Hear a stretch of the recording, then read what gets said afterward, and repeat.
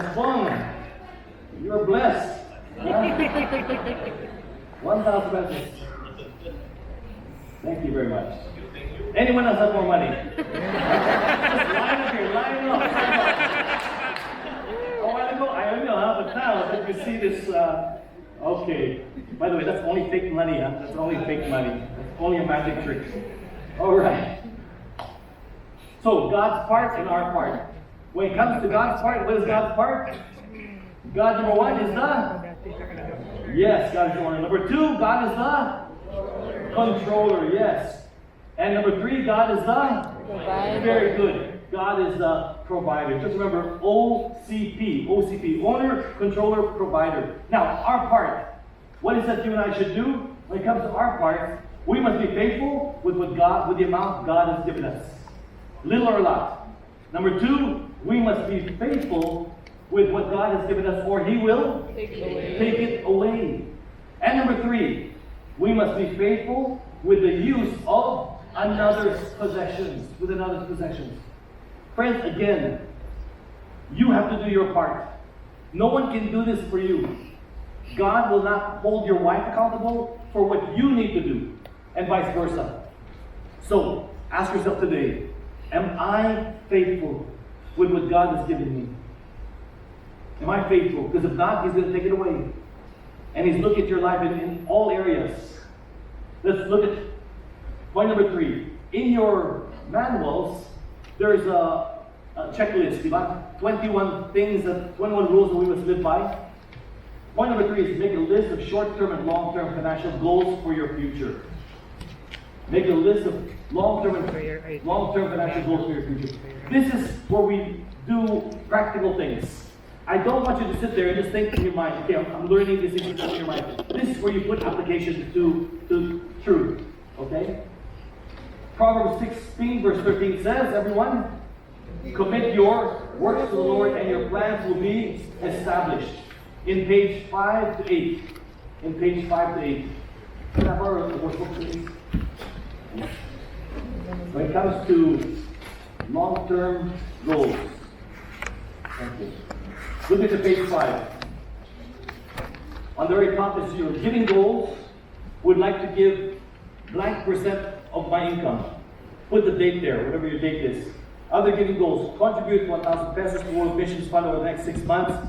2,000 pesos to help support. These are just examples, okay?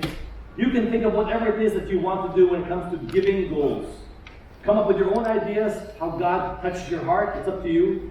When it comes to debt, if you have debt today, how will you repay your debt? Okay? I would like to pay off the following debts first.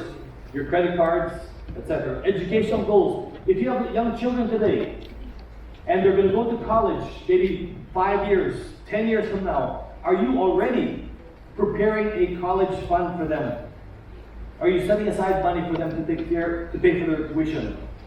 When it comes to lifestyle goals, we would like to make the following major purchases: home, automobile, travel, etc. What are the things you want to do in the future? Goals, 5 years from now, 10 years from now. Do you want to add a new room to your house? Do you want to replace your car, buy a new appliance, whatever it is? Write those down. These are, again, just examples. Put the amount as well. My encouragement is that husband and wife, are you here, husband and wives? Yeah. Husband and wives, are you here? Yeah. Wonderful. I want you together, as a team, as one, to sit down and put this out together. Okay? If you're single, no problem. You have no one to report to as of now. But if you are married, husband and wife, we do this together. Alright? Page 6 talks about saving and investment goals. What are your goals for savings? What are your goals for investments? And then when it comes to starting a business, you want to start the business, that's another thing. And then your goals for this year. In other words, short-term goal for this year. What's your major goal for this year? And then on page 7 and 8, I've given you the same form, but blanks, that you can fill out. And again, this is really very, very subjective. You can do whatever you want, add different components, add different figures here, it's up to you. Okay? It's all up to you when it comes to goals. But let me just tell you something that's very important.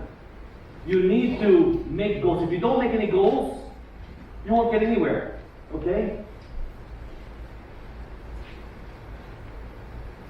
Lack of planning for the future. If you don't make any plans, this is what happens. People don't plan to fail. They what? They fail to plan. If you don't plan, you will fail for sure. So don't live your life that you will just have no goals at all. No future dreams and no future aspirations. The next one is make a personal financial statement. That's in page 9. In your companies today, if you're working in a company, does your company have financial statements? Yes. Companies must have financial statements. Why? Because it shows the company where they are and where they need to improve. If a company has a financial statement, shouldn't we, as a family or as an individual, have a financial statement also? And the answer is yes. And this is something I learned. I never thought that I had to have my own financial statement. Never. Until I went to the seminar. And it's very simple to do. If you look at page 9, it's your assets and liabilities. Assets are things you own. Liabilities are things you owe. What you own and what you owe.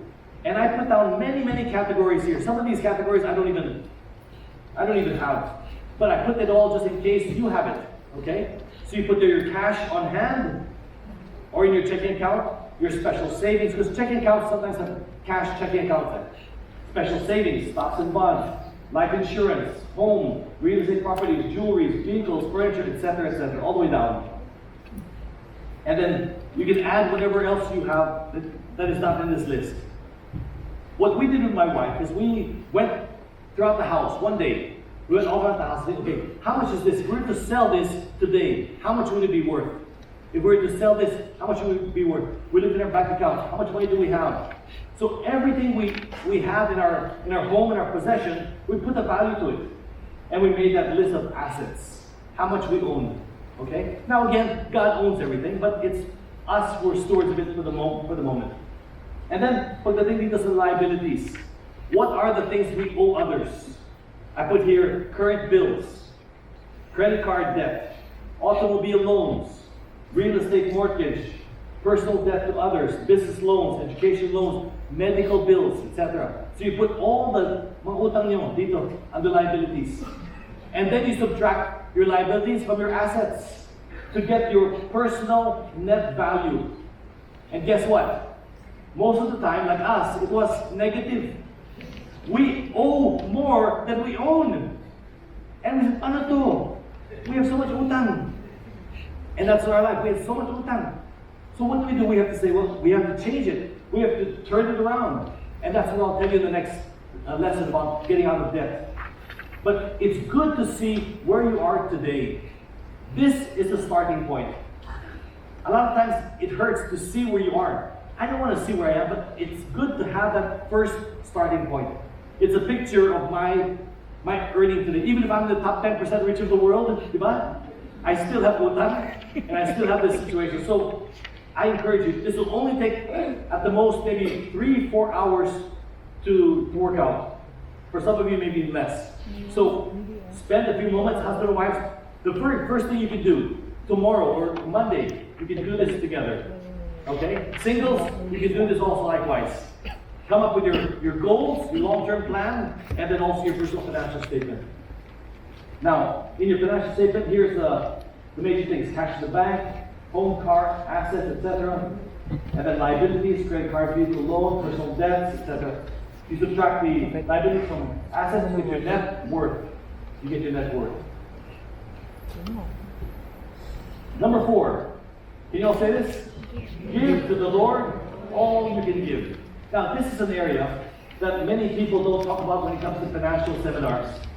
But if we today truly believe that God is involved in our finances, which He is, right? He's the owner of everything, we must likewise be faithful. How are we to be faithful? Well, the Bible talks about giving to the Lord. Give to the Lord all you can give. Give at least 10% of your income. Give God first and foremost. Giving is an act of worship. Giving is our privilege. Now, friends, don't get the idea that this is imposed. This is not a law. that you must do this, you must give 10%. That's not the way we work. And by the way, I'm not trying to do this so you give to this church. Okay? God provides for this church more than abundantly. We don't need people, we don't need to beg people for money. We don't have to pass out the plate in this church. We trust that God will provide for his needs in this church, and he does for many years. But are you today, do you have the right heart in your relationship with God that you're willing to give him first and foremost? Are you giving him as an act of worship? Lord, I worship you. You gave me 100%. That 100% belongs to God. And he's saying, give me a portion in order to honor me, to worship me. And that's what we do. Giving is a privilege. It really is a privilege. Friends, my life changed when I read this verse. Malachi chapter 3, verse 10. It says here, bring the whole tithe into the storehouse. In those days, the storehouse was the temple where the priests worked. And that was the place that people gathered together to worship God, the temple. So that there may be food in my house. The priest did not work. The priest lived off what people gave them. Okay? And test me now in this. God is saying, test me. Subukan mo ako. Test me. Says the Lord of hosts, if I will not open for you the windows of heaven and pour out for you a blessing until it overflows. Can you imagine? Sometimes when it rains in Metro Manila, talagang buhos na buhos. And it sometimes floods certain parts of Metro Manila. And that's the picture I have in my mind, where God opens the floodgates of heaven and pours out blessings, blessings, and blessings until it's overflowing, it's flooding our lives. God says, test me. Can you imagine? Subukan mo ako, test me. Nowhere else does God tell us to test him except here. Test me. Give to me the whole tithe and see if I will not give back to you. Don't think that God is a slot machine. If I give to God, he'll give me more. It doesn't work that way. Although that's true, God, you can never outgive God. Whatever you give God, God will give you more back always. But we don't give God in order to receive. We give God because of who he is. Are you with me? Yes, with you. Notice, the tithe, the storehouse, and test me. That's what God is saying. Malachi says, he will open for you the windows of heaven and pour out for you a blessing until it overflows. Now what happens today? Normally today, when you receive your income, you get it as one paycheck, 15, on the 15th of the month or the 30th of the month. When you receive it, what do you do with it? What do you do with your income? You put it in the bank or you spend it right away. I don't know what you do. But picture it like this, okay? Have you seen this apple cutter? Yes. Have you seen this apple cutter? Here's an apple, here's a cutter. When you press it down, yun in the air. It breaks up into small parts. What do? Oftentimes, we give a portion of our income for rental amortization. Another portion, we give for tuition. Another portion, we give for entertainment. Another portion we set aside for utility and bills. And then we set another portion for medical needs. Another portion we set aside for transportation, fuel. Another portion we set aside for groceries. Another portion we set aside for our children. But then we forget, we forgot we have to give one more. We have to give to God. What do we have to give God? Our tithes. Let's give God our tithes. So, our tithes for God, there it is. We give God, in the end, we give God just the core. Nothing. We give him the leftover. We give him the scrap. The piece that makes no difference. He said, oh God, here's for you. Here's for you. Sinusukli natin ng Diyos. That's what happens. And that's not the way it's supposed to be. We should give God first and foremost. Here are the most frequently asked questions when it comes to giving. And I want to answer that for you because you're thinking now, you're sitting there and saying, what do I do without these questions? The first question you have in your mind is this: where should I give my tithe? Where should I give my tithe? Alright? Before I ask the second one, where should I give my tithe? And the answer is you give your tithe where you are spiritually nourished. Wherever you are spiritually fed, where you're receiving spiritual nourishment, that's where you give. Okay? And as simple as that. Give to whoever feeds you spiritually. Next question, should I give based on gross or net? And the answer is Depending on how you want to be blessed. You want to be blessed on gross or net. It's up to you. Okay? The Bible does not say give on gross, give on net. This is something you decide. It's a personal conviction. You decide whether you want to give gross or net. 2 Corinthians chapter 9, verse 6 and 7 says, the point is this: whoever sows sparingly will also reap sparingly. Whoever sows bountifully will also reap bountifully. Each one must give as he has what? Decided in his heart. That's the key. How you decide in your heart, not reluctantly or under compulsion, for God loves a cheerful giver. At the end of the day, you know what it's all about? It's about your heart. It's about not about people telling you, oh, you must give, you must give. No, that's not the way you should give. I want to give God this much because that's what